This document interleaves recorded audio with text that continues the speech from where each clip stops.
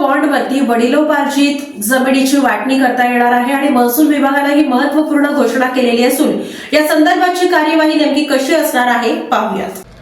वडिलोपार्जित जमीन जागांची मुलामुलींच्या नावे वाटणी आता अवघ्या 500 रुपयांच्या स्टॅम्पवर होणार आहे. त्या संदर्भातील शासन निर्णय अजून निघालेला नाही, पण महसूल मंत्री चंद्रशेखर बावनकुळे यांनी तशी घोषणा केली आहे. यामुळे 5 ते 30 हजार रुपयांपर्यंतची बचत होणार आहे.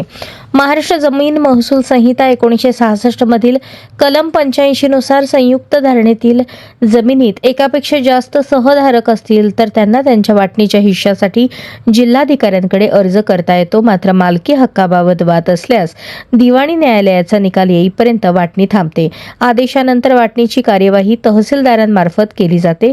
त्यासाठी 1 रुपयाचे देखील शुल्क लागत नाही. याशिवाय संमतीने वडील त्यांच्या मुलांना जमीन जागेची वाटणी देत असतील तर सध्या त्यासाठी 1-2% स्टॅम्प ड्युटी, नोंदणी शुल्क आणि 200 ते 500 रुपयांचा स्टॅम्प पेपर लागतो.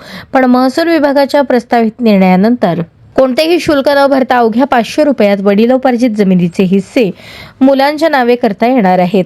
सर्वांची संमती आणि वाटप होणारे क्षेत्र निश्चित केलेला स्टॅम्प दुय्यम निबंधक कार्यालयात दिल्यावर त्या ठिकाणी संबंधित मुलांच्या नावे तेवढे क्षेत्र होईल अशी कार्यपद्धती असणार आहे.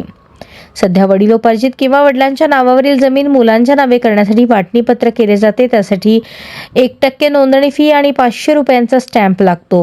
जागेसाठी 2% स्टॅम्प ड्युटी आणि 1% नोंदणी फी द्यावी लागते. आता यात बदल होणार आहे, पण त्या संदर्भातील शासन निर्णय निघालेला नाही. शासन निर्णयानंतर त्यानुसार कार्यवाही केली जाईल असे जिल्हा मुद्रांक शुल्क अधिकारी सोलापूर अनिकेत बनसोडे